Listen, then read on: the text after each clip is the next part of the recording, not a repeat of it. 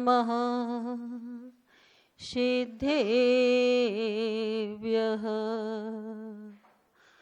ॐ नमः सिद्धेभ्यः। मंत्र नमकार हमें प्राणों से प्यारा, मंत्र नमकार हमें प्राणों से प्यारा। ये है वो जहान, ये है वो जहान कि जिसने लाखों को तारा। मंत्र नमकार हमें प्राणों से प्यारा। नमो अरिहंताणं नमो सिद्धाणं नमो आयरियाणं नमो वज्रायाणं नमो लोये शब्दशाहुणं। मंत्र नमकार हमें प्राणों से प्यारा, मंत्र नमकार हमें प्राणों से प्यारा। बोलिए देवादिदेव 1008 श्री वृषभनाथ भगवान की, देवादिदेव 1008 श्री महावीर भगवान की, संत श्रोमणी आचार्य गुरुवर श्री शांति सागर जी महामुनि राज की, आचार्य गुरुवर संत श्रोमणी श्री विद्यासागर जी महामुनि राज की, प्रमुख आरिका गणनी श्री ज्ञानमती माता जी की, परम पूज्य आरिका श्री चंदनामती माता जी की, परम पूज्य आरिका श्री गुरुमती माता जी की, वात्सल्य की मूर्ति परम पूज्य आरिका श्री दृढ़मती माता जी की। धर्म प्रेमी बंधु, यहाँ हमारी माता जी वगैरह हम सभी लोग संबित शिखर जी सिद्ध क्षेत्र की यात्रा के लिए आए थे। बड़ा सुखद अनुभव था उस क्षेत्र का अपने आप में। सभी लोगों ने उस क्षेत्र की शाश्वत सिद्ध क्षेत्र की वंदना की। 1 2 3 4 नहीं, 108 वंदनाएं आरिकाएं ने और महाराज जियों ने वहाँ पर उस पवित्र क्षेत्र को स्पर्श कर अपने शरीर को जो अनुभूति प्रदान की, जो मन की विशुद्धि हुई, वो तो कथनी नहीं हो सकती, अकथनीय होती है। जैसे कि रसगुल्ला यदि कोई खाए और उससे पूछा जाए कि स्वाद कैसा है रसगुल्ले का, वो अनुभव तो कर सकता है, लेकिन जो रसगुल्ले का स्वाद उसने अनुभव में किया वो शब्दों से व्यक्त नहीं हो सकता। ऐसे ही संवेद शिखर शाश्वत सिद्ध क्षेत्र अनादिकालीन हमारी तीर्थंकर भगवंतों की निर्वाण भूमि रही। और वहाँ से जब चलते हुए हम लोग सभी माताजियाँ बनारस नगरी तक पंच तीर्थ की वंदना करते हुए सभी लोग बनारस तक आए, पार्श्वनाथ भगवान की जन्मस्थली। लेकिन साथ साथ अनादिकालीन अयोध्या नगरी, इसके प्रति बड़ा लगाव था कि सबको अयोध्या जाना है, अयोध्या नगरी जाना है, भगवान की जन्मस्थली को, उस आभा मंडल में हम सभी को अपने आप को पवित्र करना है, इसी भाव से। और फिर जहाँ भगवान की तो हमेशा अनादिकालीन ये जन्मस्थली रही है, और उस जन्मस्थली में ये तो हंड्रप्शनी काल का दोष रहा कि कुछ तीर्थंकरों की जन्मस्थली अलग अलग हो गई। ऐसी शाश्वत भूमि अयोध्या नगरी में जहाँ हमारी कहते एक परिवार होता है, वो परिवार कैसा होता है? उस परिवार में माता पिता तो होते ही हैं, भाई बहन तो होते ही हैं, लेकिन यदि दादी दादा ना हो तो वह परिवार अधूरा लगता है। लेकिन उस परिवार की पूर्ति के लिए यहाँ पर हमारी दादी माँ, बुआ दादी माँ यहाँ पर थी, तो सब लोगों को अयोध्या आने को बड़ा उल्लास था कि आज अपन सभी लोग दादी माँ की लोरियां सुनने चलेंगे। कहाँ जाएंगे? अयोध्या नगरी जाएंगे। वहाँ पर हमारी प्रमुख आरिका शिरोमणि ज्ञानमती माता जी, जिन्हें हम लोग प्यार से बुआ दादी माँ भी कह देते हैं, इनका वात्सल्य, इनका ओत प्रोत वाणी से ऐसा स्रोत बह रहा था अमृत रूपी। तो मुझे तो ऐसा लगा कि कहते हैं कि कदम कहीं भी यूं ना बढ़ाओ, पहले सच्चा पंथ चाहिए। कदम कहीं भी यूं ना बढ़ाओ, पहले सच्चा पंथ चाहिए। और थके कदम को मिले दिलासा, मंजिल का वो अंत चाहिए। हमने नहीं मिले हमें आदिनाथ की ब्राह्मी सुंदरी, इसका मुझे कोई गम नहीं मिली मुझे देखने को आदिनाथ की ब्राह्मी सुंदरी, मुझे इसका कोई गम नहीं। मुझे इस अयोध्या नगरी की धरा पर आरिका ज्ञानमती माता जी और चंदनामती ब्राह्मी सुंदरी से कोई कम नहीं, ब्राह्मी सुंदरी से कोई कम नहीं। ऐसी माता जियों के दर्शन मैंने 35 साल पूर्व माता जी के हस्तिनापुर में दर्शन किए थे। और उसके बाद आरिका बनकर बहुत मन में था, पीछे रह गए। माता जी आश्वस्त हो गई उनके पैर के कारण। तो उन्होंने कहा नहीं माता जी हम थोड़ा रेस्ट करके आएंगे।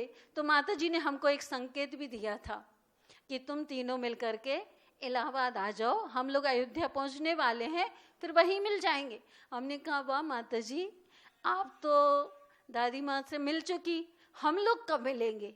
हमें लोगों को तो हीरक जयंती देखने का ऐसा स्वर्ण अवसर आने वाला है, तो हम लोगों को अपने साक्षात इन नेत्रों को धन्य करना है। कहते हैं कर पात्री और पदयात्री बड़ी मुश्किल से मिलते हैं। कैसे? यदि समुद्र में कोई रत्न गिर जाए तो उसका मिलना दुर्लभ होता है, ऐसे ही एक बार बिछड़ जाए साधु वृंद तो उनका मिलना भी उतना ही दुर्लभ होता है। हजारों किलोमीटर, ये लोग तो 2 व्हीलर और 4 व्हीलर से आ जाते, कुछ घंटों की यात्रा, लेकिन हमें वो घंटों की यात्रा भी महीनों की यात्रा बन जाती है। तो ऐसे इतनी तीव्र भावना से हम सभी लोग माता जी के दर्शन करने के लिए आए। माता जी ने कहा था माता जी के पास चले जाना, वहाँ तुम लोगों को ऐसा कुछ भी कमी नहीं लगेगी, बहुत अच्छा लगेगा। हम लोग आए तो और वास्तव में हमने वही पाया जो एक घर परिवार में सदस्यों के प्रति आत्मीयता होती है, वात्सल्य होता है। एक दूसरे के प्रति कुछ भी आवश्यकता हो तो माता जी बार बार समाचार पहुंचाती, कुछ चाहिए तो नहीं, कुछ आवश्यकता नहीं, आश्वस्त हो गई माता जी यहाँ आकर के पुनः। तो माता जी की चिंता प्रत्येक समय कि तुम लोग परेशान मत हो ना, ऐसा वात्सल्य हमको माता जी के अंतरंग में देखने को मिला। उनके चर्म चक्षु से जो वात्सल्य की बूंदें हम लोगों को देखने मिलती हैं, और वाणी से क्या कहें, उनके शरीर में ही अमृत की वर्षा की बूंदें प्रस्तावित हो रही हैं। ऐसी माता जी के दर्शन करके हम लोग बड़े उत्साहित, बड़े उल्लास हुए। और आज जाने की कहते हैं कि संतों का जब मिलन हो, संतों के मिलन से सुख का रहे न पार, और जब संतों का हो बिहार लगता जगत असार। कि जब संत मिलते हैं तो सुख का स्रोत प्रस्फुटित हो जाता है। माता जी से मिलने के बाद, दर्शन करने के बाद तो ऐसा लग रहा था कि वास्तव में ही कुछ पल, कुछ क्षण, कुछ समय, कुछ महीने और दिन यहीं व्यतीत हो जाएंगे, पता ही नहीं लगता। हम लोग जब इस प्रांगण में आते हैं तो वास्तव में बहुत अच्छा लगता है। और वहाँ जाते तो ये माता जी मुझसे कहती, माता जी वहीं कितना अच्छा लग रहा था, अपन क्यों आ जाते हैं? तो हमने कहा अब क्या करें, व्यवस्था है। तो वास्तव में ही साधुओं के पास रहने से जो एक दूसरे के प्रति आत्मीयता, धर्म की वर्षा और अमृत की रूप वाणी से हम लोगों को जो माता जी ने सिंचित किया, ये अस्मरणीय है। इसको कभी हम भूल ही नहीं सकते कि हम अपने जीवन में एक बार नहीं अनेकों बार माता जी के प्रति ये भाव रखेंगे कि आपके दर्शन हम लोगों को कितनी बार मिले, उतनी ही बार मिले जैसे आप विशाल विशाल प्रतिमाओं का आप स्वयं तीर्थ बन करके और तीर्थ क्षेत्रों का पुनर्निर्माण किया। वास्तव में ही जब हम लोग मध्य प्रदेश MP में रहे तो आचार्य भगवान को देखा।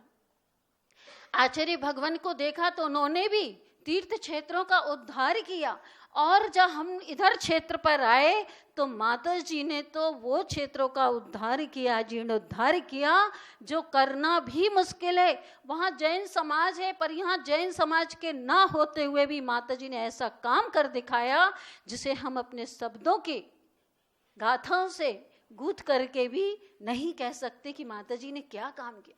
वास्तव में वो धर्म की ध्वजा फहरा दी जो हर व्यक्ति के बस की बात नहीं हो सकती। ऐसी हमारी माता जी ने इतना बड़ा काम किया अपने जीवन में। हम लोगों की भावना है कि माता जी बिल्कुल वैसे ही दीर्घायु हो, पूर्ण आयु हो, शतायु हो, और हम लोगों को हमेशा हमेशा अपनी माता जी के प्रति, क्योंकि इस विश्व की ये प्रथम आर्यिका होंगी जो इनकी हीरक जयंती ये समूचा भारतवर्ष मनाएगा।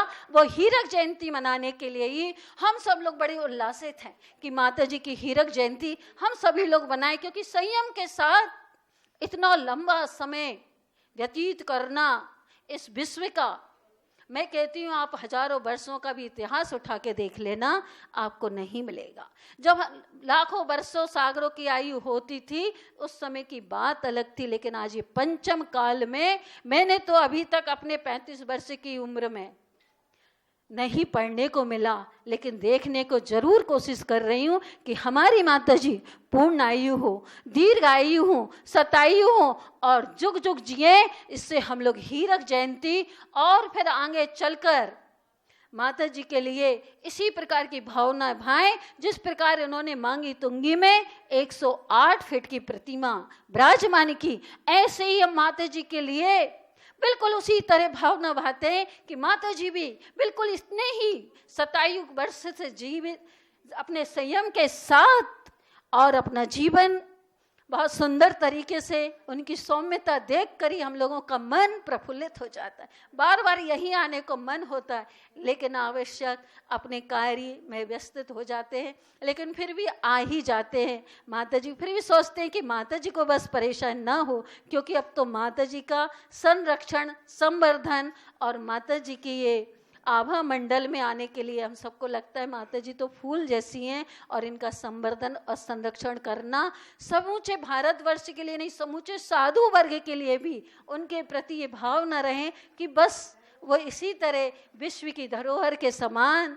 हम लोग अपने गुरुदेव को तो नहीं कर पाए, लेकिन माता जी हैं, इनके बारे में जरूर सोचते हैं कि माता जी बिल्कुल ऐसे ही है धरोहर, जैन धर्म की पताका को फहराते हुए जिन धर्म की शासन प्रभाविका के रूप में ऐसे ही वृद्धिंगत होते रहे।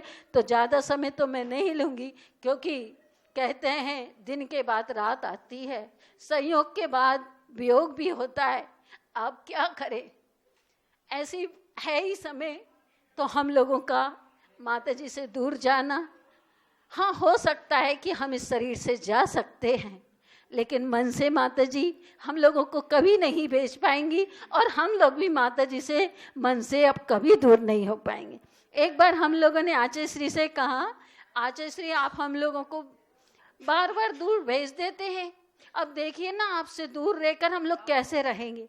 तब आचार्य भगवान ने यही कहा था कि मैं तुम लोगों को दूर तन से ही तो भेजता हूँ, मन से दूर कभी नहीं भेजता हूँ। और ऐसे कईयों बार प्रसंग हुए कि जब समाज के बीच में रहते हैं, माता जी के साथ रहते तो तब इतना अनुभव नहीं हुआ, लेकिन जब हम लोग स्वयं ही धर्म प्रभावना के लिए माता जी से दूर रहे, तो माता जी ने और गुरुदेव का जब जब आवश्यकता पड़ी तब तब हमें हमेशा ही गुरुवर का आशीर्वाद प्राप्त होता रहा। तो मैं तो बस अंत में यही कहूँगी कि समो शरण है वो ही मेरे जिनने मुझको शरणा दी, समो शरण है वो ही मेरे जिनने मुझको शरणा दी, और कल्प वृक्ष हैं वो ही मेरे जिनने मुझ पर करुणा की। मेरी भक्ति, मेरी पूजा वो ही मेरे विधान हैं, और इस धरती के चलते फिरते हम सबके भगवान हैं,